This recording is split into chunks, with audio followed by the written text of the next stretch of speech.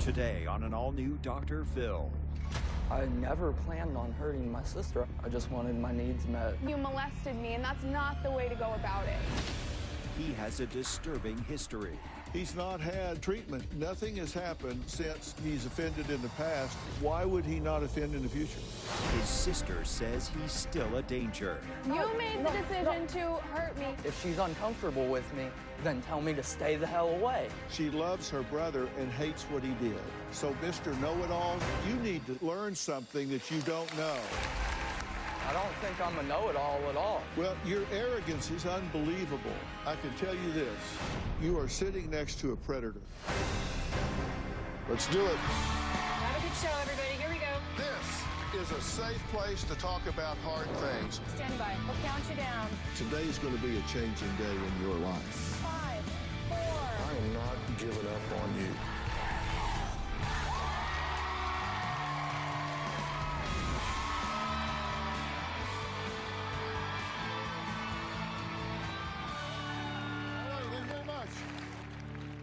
Well, 17-year-old Addison says her 18-year-old brother, Colin, is selfish, arrogant, and has molested multiple people, including her, on 2 separate occasions. Once when she was 11 years old, and the second time when she was 13. Now, after it happened, Addison says her parents never called the police and did absolutely nothing to protect her. Colin claims his mother is partially to blame because he knew she would do nothing about it. My brother Colin molested me twice when I was 11 and 13. The first time, I can't remember what happened, and I think maybe if I did remember it, it would be too painful. I was angry at my mom. She didn't call the police, she didn't do anything to make sure that it wouldn't happen again. The second time Colin molested me, I was 13. I had taken a shower and went in the living room to watch TV, and I had fallen asleep with the towel still on. And when I woke up, my towel was on the floor and I was naked. He was naked from the waist down. I thought, like, oh my God, here we go again. Like, how did this happen again? I didn't understand it, and I was angry, not only at my brother, but I was also angry at my parents. I feel like my parents didn't protect me. I didn't really care what happened to him, I just didn't want him around me anymore. My brother Colin was in the custody of county for 3 years, and he went to 4 different group homes. My brother never finished a sex offender program. He was okay with what he did and who he was. I think that Colin is a danger to others. I definitely still consider him a sexual predator. My biggest concern is that he will sexually assault somebody else. Tell me what you want to see happen today. I want to see Colin get the help that he needs, and because he never really got that, and I just want to feel I want to feel comfortable around my brother, and I want to feel like he is not going to be a danger to other little girls out there. And how about yourself? You say you want help for him. How are you doing with this? It's definitely been hard. I just want to be able to feel comfortable being around him. So you went, when this first happened, you were how old, 11? 11. He touched you inappropriately while you were asleep. Right. So you tell your mother, and take me through that moment. This has happened to you, and you muster up the courage to go tell your mother. Take me through that moment when you told your mother about this. Was it scary for you? It wasn't really scary for me to tell her. I was more just kind of confused and like disoriented, like what just happened. And what came of it? Nothing. I mean, she had called a counselor and tried to get him some counseling, but that didn't really happen. So you just continued living together? Right.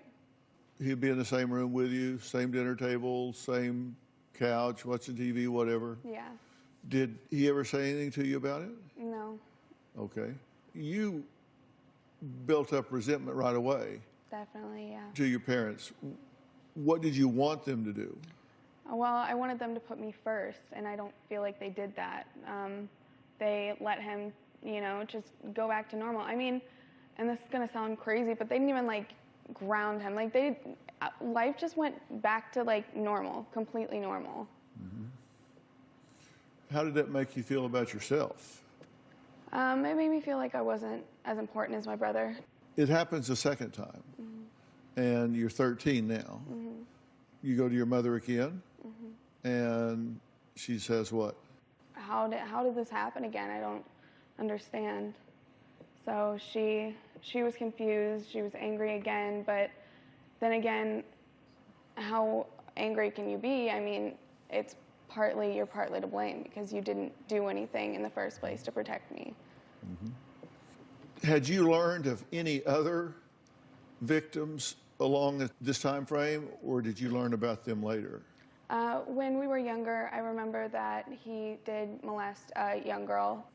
The parents came and wanted to confront this situation, right? And your mother knew it had happened, but she denied it. Yeah. She, I think in her mind, it was like it was her son. She wanted to defend his honor, but at the same time, I mean, he scarred these girls for life. He took away their innocence just like he did mine. How did CPS get involved? Child Protective Services. CPS got involved when she finally took him to that counselor. They said, we have to call CPS, and they're probably going to remove him from the home. So it all happened within one day. I mean, that morning he went to the counselor, and by the end of the day, we were separated. So that counselor was triggered at that point, called CPS, and they came out and did an investigation, a home study, and said one of the two of you had to get out of the house. Right. Were you glad to see him go? It was hard because, I mean, at the same time, I was angry, but he was my brother, and that had been my entire life, was, you know, all of us together. But at the same time, I was like, wow, finally somebody cared enough to do something. Yeah. I really never like to put a victim and their molester together unless you're okay with it. And if you're okay with it and you feel safe emotionally in that regard, then I'll do it. But I will not do it without your permission. Yeah. Are you okay to be in his presence today? Yeah, I am. We're going to take a break, and we'll meet Addison's mother and find out why she did not call the police, why she did not get him into a program, why she did not follow up with counseling after her daughter was molested not once but twice by her own brother.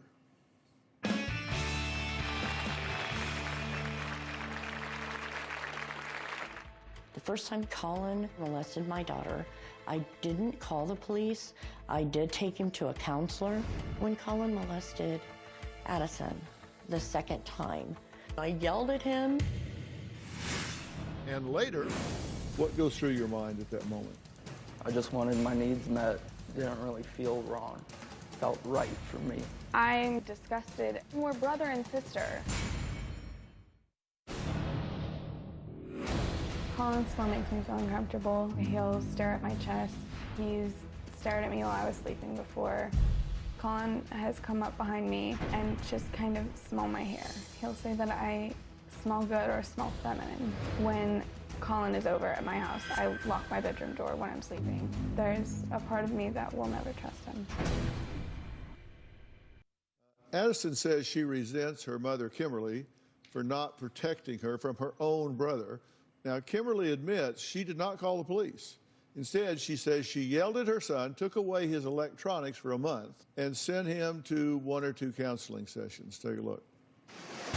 I am afraid that Colin could offend again. Colin had molested before. He molested 2 younger girls. The first one, he was 9, and the second one, he was 12. The first time Colin molested my daughter, I didn't call the police. I did take him to a counselor. The counselor wanted him to see a psychiatrist to put him on medicine. So I pulled him out of there, and I didn't take him back, and I didn't take him to see anybody else. When Colin molested Addison the second time, I couldn't believe that he did it again, I yelled at him, but at that point he was taken to a counselor again, which was a mandated reporter, and they called social services, and he was removed from the home. He was gone for 3 years, and he went to 4 different group homes, but he didn't finish a program for sexual offenders. He turned 18, and he was emancipated, and now he lives with his dad. Colin stays at my house maybe once or twice a month. At one point, Colin watched pornography, and it was sons with their mothers. My greatest fear for Colin is that I would end up having to go see him in prison, and he would forever be called a sexual offender. Kimberly, I'm glad you're here. You've been listening to my conversation. Yes, I have. With your daughter. I feel sick about not doing enough. What would you do differently if you had this to do over again? If I had it to do over again, the first time I would have called the police, and I would have had Colin put out of the house or whatever had to be done. I would have done that. I'm so sorry. I love you so much, and I would put you first. Me too.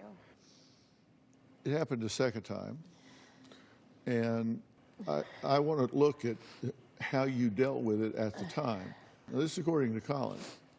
People came to your door, and you denied that Colin had touched their 5-year-old when the police called, and he had confessed it to you. You knew he did, but you denied it.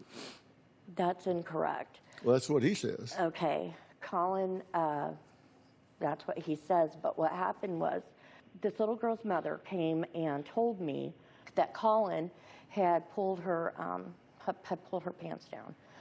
So she's called the police. The police came, and I invited them in, and they came in, and Colin and I sat on the couch together, and he questioned Colin. Mm-hmm. Colin was approximately 9 years old at that time. Mm-hmm. And it was denied, correct? No. I told him that he did it. But the man, the officer looked at me and he said, does your son have problems? Because he has ADHD and some other diagnoses, but I just said yes. And then his father got home. The police were still there, and he made the police leave. My husband at the time.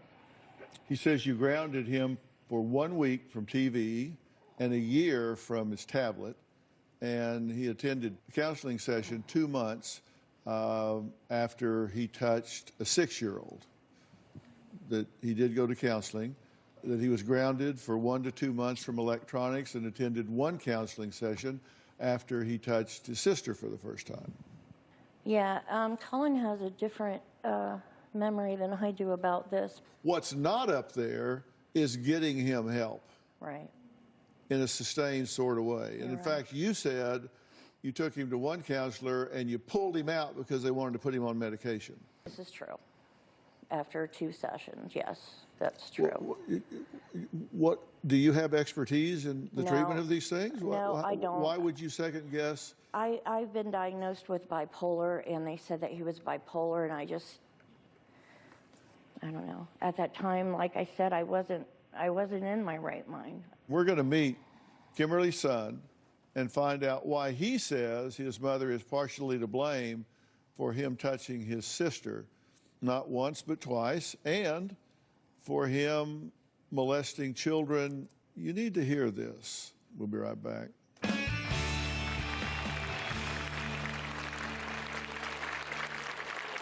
My sister was asleep on the couch. I just remember going out there, being like, oh, okay. And then I started touching her.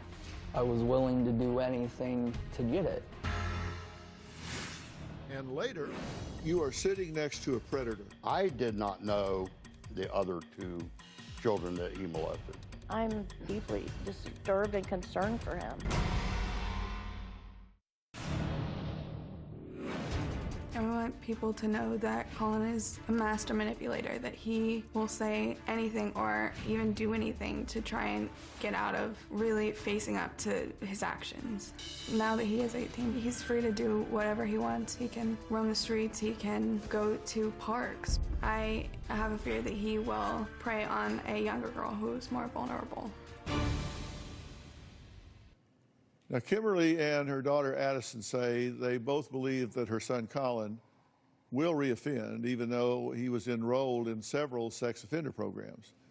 They say he never took them seriously. He refused to work towards rehabilitation. He didn't finish anything. He's never finished one of them. Colin says he's only made it through 12% of his treatment and planned to just age out of the system, and then he wouldn't have to do anything. And we're going to hear from him now. He does talk about some of his violation of you in somewhat graphic terms. We've edited it down as much as possible. Are you okay with us playing this? Yeah. I just want to be sure. Okay. All right, go ahead. I molested my sister twice. The first time, she had fallen asleep on the couch, and I had just gotten done watching pornography, and I just remember going out there being like, oh, okay. And then I started touching her. 20 minutes in, I tried to have sex with her, but it didn't work. I tried again, didn't work, so I just gave up and continued touching her. Maybe 30 minutes into it, something told me, hey, this isn't right, you shouldn't be doing this. This is your sister. It's like the other half of my brain just said, oh, who cares? I want what I want, and I'm gonna get what I want. Second time, it was about the same thing, and I had that uncontrollable desire for sex, and I was willing to do anything or hurt anybody to get it, and I didn't care. My sister was asleep on the couch, so I went in there, and I was feeling over her clothes, and then I reached my hand down her pants, and I took it one step further and reached my hand down her panties. And then I proceeded to take her jeans off and her underwear. It feels like you're a totally different person, like you can't really stop what you're doing. Almost like you don't have control over yourself. And it's really scary. You don't deny now molesting your sister on 2 occasions, correct? No, I do not. And you don't deny inappropriately touching children in the neighborhood? No, I do not. Okay. You've had opportunities to go through treatment programs. Yeah. And complete those programs and work towards rehabilitation, and you have not completed one of them, not at any time. In fact, you said you've completed 12% of one program. Yeah. If you recognize this and you own it and acknowledge it, why have you not completed any of these programs? I was just lazy. So tell me what goes through your mind when you touch your sister or you touch a child. What goes through your mind at that moment?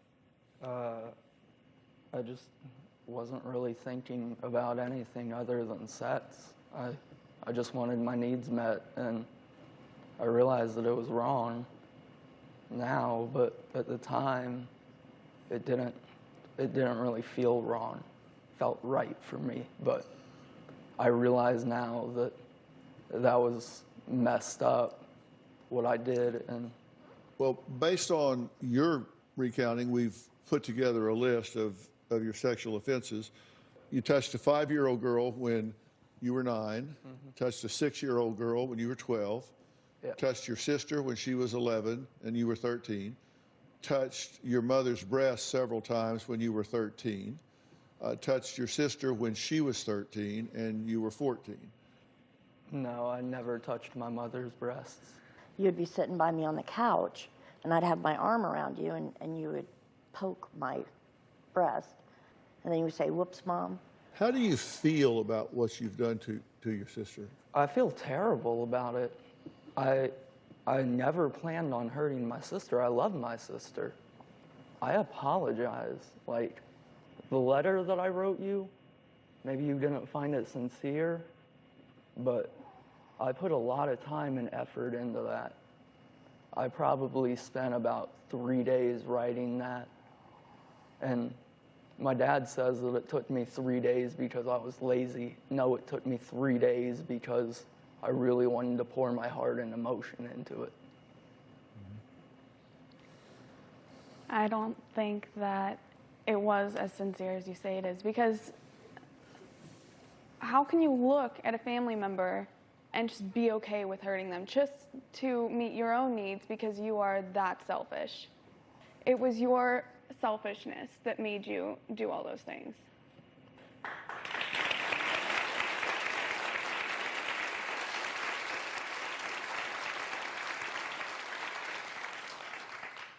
Have you ever told him how you feel about it? Mm-hmm. What have you told him? I've told him that I'm just still so angry and confused and disgusted at the fact that he took advantage of me twice. And I mean, we're brother and sister. It was unbelievable that he could look at me and think those things. I just can't stand to look at him when I think about what he did. When the kids were younger, a teenager, I know that he raped Colin on more than one occasion. And I know that that's part of his problem. He started out as a victim, but he's a perpetrator now. You called the police when that happened, I assume? Yes. And was he prosecuted?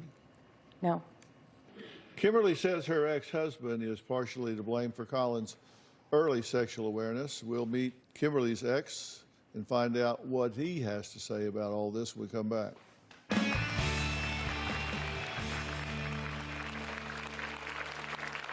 I do not think Colin is a danger to Addison or anyone else. I have faith in my son that any sexual deviances that he has are no longer there.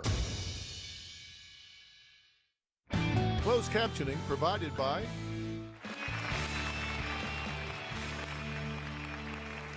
Kimberly says her ex-husband Jim is partially to blame for their son Colin expressing his sexual desires the wrong way. But Jim says the fault lies with his ex-wife, who always said everything would be fine whenever their son did anything wrong. He says Kimberly even brushed everything under the rug after their daughter was molested by their son 2 times. Kimberly is partially to blame for Colin molesting Addison because there is no discipline in her household. Colin knew that he would have no consequences for his action and no punishment, and it's always been that way. When Colin would make a mistake or do something wrong, his mother would pat him on the back and tell him everything's going to be okay. The biggest mistake we made was not contacting the authorities or children's services after the first time he offended. I left the decision up to his mother because he was in his mother's custody at the time. I have no idea why she didn't call the police. My opinion is that Colin will not reoffend. I have faith in my son that any sexual deviances that he has are no longer there. I do not think Colin is a danger to Addison or anyone else. Jim, thank you for being here. You're welcome. You say that you're comfortable and confident that your son will not reoffend in the future. What do you base that on? It's just like a gut feeling that I have that he has outgrown that phase of his life, that it was, I don't want to say it was a curiosity, but because obviously it has caused a great deal of strife and turmoil in our immediate family. Do you want to know what I think? Yeah. Because I understand your gut feeling. Sure. But I've been in this mental health profession for 45 years. Yes, sir. And I can quote you research, longitudinal research, epidemiological research. Yes, sir. That tells you he's about as high a risk for reoffense as I've ever met. Okay. And I'll tell you why. because he has an attitude of entitlement, narcissism, and no ownership. Yeah. Because he's never been held to account for what he's done, so why in the hell would he change what he's doing? He's never had consequence to what he's done. Yeah, I understand what you're. I understand everything you just said. He has expressed, remorse to his sister and to everybody else for what he's done. I did not know or realize about the other two children that he molested. Well, let me tell you, for every rat you see, there's 50 you don't. I understand. So That is so untrue. You totally knew. You knew when he molested and the police came and you got angry when that the police were there and you made them leave. But they came in and talked to Colin. So you absolutely knew that. Okay. do you think you know about every time he has ever offended? No, I don't. And I'll tell you something. When he said what he did to Addison, I'm sitting here, this is the first time I heard it. Because the second time it happened, he said, I didn't know what he had actually done. All I knew was he had pulled her pants down, and then she woke up and came back to me. So see, that's what he told me, and that was totally untrue. So no, I'm deeply, deeply disturbed and concerned for him. Well, the truth is that he has an elevated risk of offending as an adult because he offended as a child and did not get treatment anywhere along the way. I was told in the last treatment center or last residential center that he was in that he had completed like 35%, not 12%. Jim, come on. Let's say you got a understand that. gash in your leg and I sew up a third of it. Yeah. Are you done? Are you done if I sew up a third of it? No. Come on, you got to complete things. I understand He's that. not had treatment here. Addison says she is afraid of her brother because he is showing signs that he is going to reoffend. I want to know what she's talking about when we come back.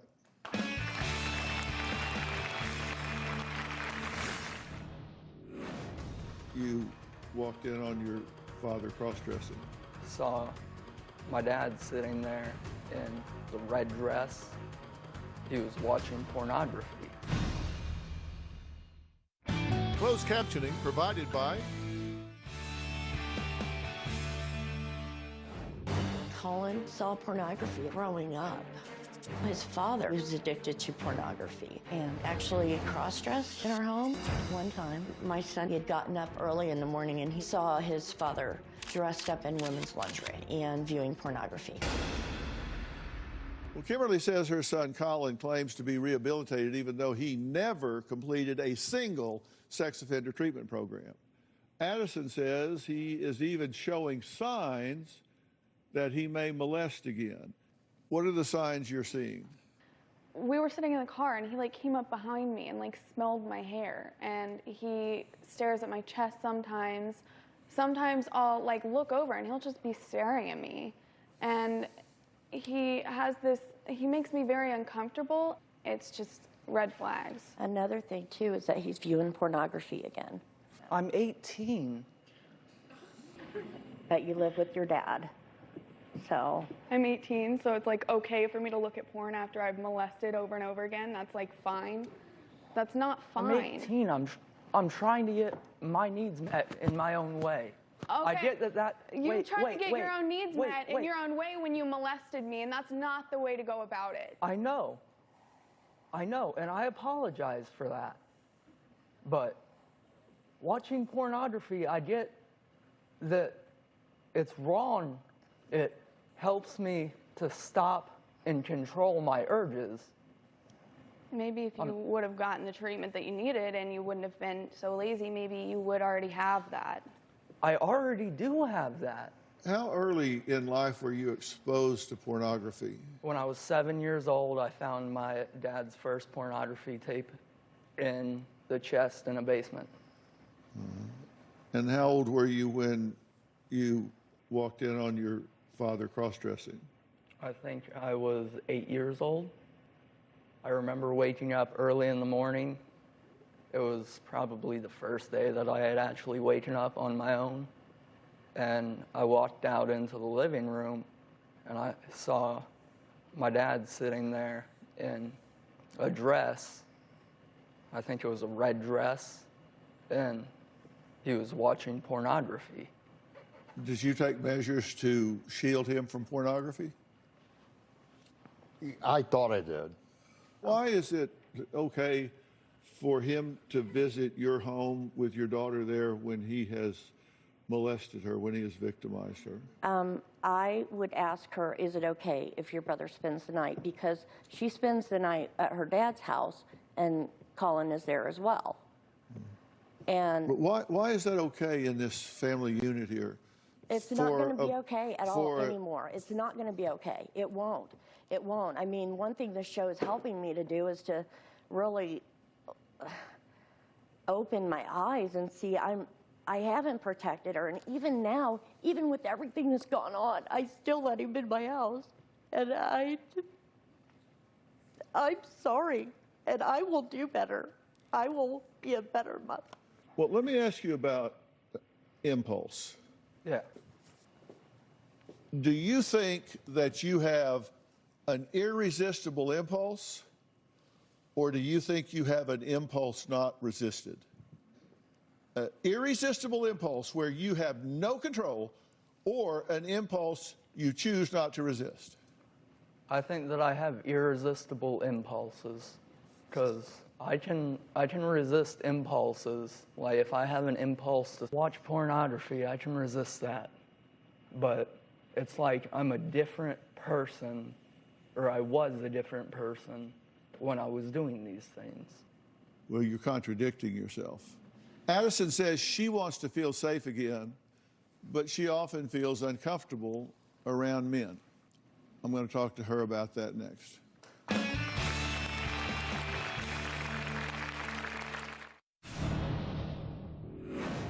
I don't feel like I have anger issues. It takes a lot to set me off, but once you set me off, will break loose. The worst thing I did in the group home was went into a manic episode. I was out in the parking lot destroying cars. I completely torn down a Jeep. I torn the gas caps off at least 10 cars. I broke a couple windows to the building. I broke somebody's finger. Sometimes I feel like the Hulk. I'm invincible. I can do anything and get away with it. I feel like I could kill somebody and get away with it. When he offends against her and you don't do anything decisive, it tells him that it's okay, and it tells her that she's not of value. Now, that's a very toxic situation. Yes. He even says he does it in part because he knows nothing's going to happen, that he's going to get away with it. And it says to her, I'm of no value. And victims of sexual molestation, if you don't get the help that you need, the risk of you being victimized again is as much as 1,000% more than the general population. As much as 1,000% more. Because you define yourself in a different way, and you conduct yourself in a different way. You accept different things. And that just can't happen. So what you're talking about here that happened between a brother and a sister in their preteens is not something that had a beginning and an end. It's still going on today. And for her to have to sit at a dinner table with the individual that molested her and pretend that nothing ever happened is absolutely absurd and ridiculous and cannot go on. Wait.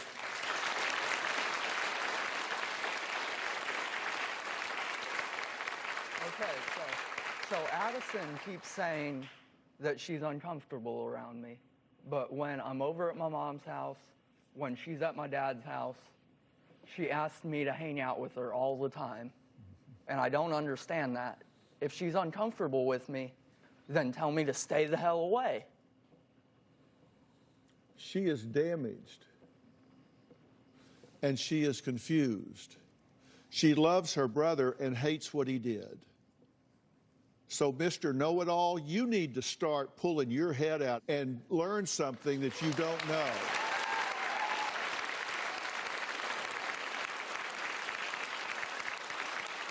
I don't think I'm a know-it-all at all. Well, your arrogance is unbelievable.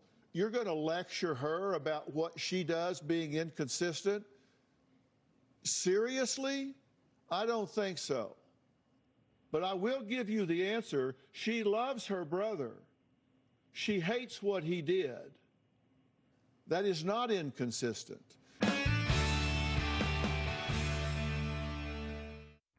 Closed captioning provided by... I can tell you this. You are sitting next to a predator. And until he does what he needs to do, and here's the thing. Let me tell you, even a short-term treatment program, preteen, would have had a profound effect on him. But he didn't get it. He still can go through a very structured treatment program and reduce the likelihood of his reoffending 95%. I realize that I hurt my sister, and that hurts me. I have nights where I sit and cry over this. I feel so terrible about what I did that some days I just want to take a gun and blow my brains out. It's that hard. And it's like nobody sees that. But you did it in the first place, so you can't really say people should feel bad for me because I really feel bad. No, you made... Okay, no. Stop. I'm not, you made the decision to hurt me. You made the decision to hurt other people, and you need to live with that guilt because that was your fault. What I'm telling you is treatment is available for you. I would predict a good outcome for you. You're smart. Thank you. And you can use that intellect to your benefit if you'll do the program. And I will pick the program, and I will put you in it if you're willing to do the work. I'm sorry, sir, but I'm going to have to decline your offer. Do you hear what he's telling you? He's telling you that you will reoffend. Mom. He said your chances of it. This is Dr. Phil. I'm the one that wrote the show because you needed help, and you've got to take this. Please. Please. You told me you wouldn't accept help because you don't want to go away from home because I understand it was that you were away from home for 3 years. I get that. But Nick. that was your fault that you were away from home for 3 years. I'm not going to Texas or Alabama or Arizona. I want to stay where we live. I have a life. I have a girlfriend. I'd like to thank all of my guests today, and we'll see you next time. Mom, stop begging me.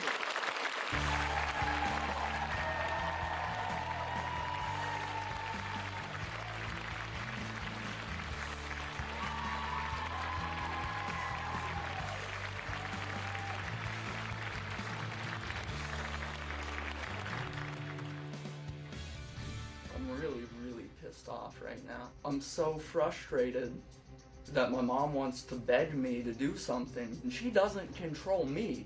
I'm my own person. And if Dr. Phil wants to give me an outpatient program, I am more than willing to accept his help. I don't want to hurt anybody. I didn't want to hurt anybody to begin with. When I get those thoughts, I still sometimes get those thoughts, but when I get them, I always say, no, that's not right. I'm not gonna do that. If Dr. Phil is listening to this, I would love to take up his opportunity. I apologize that I declined his offer. I thought that he was going to send me to like Texas or somewhere. And if he wants to put me in an outpatient program somewhere near me, I would definitely appreciate it.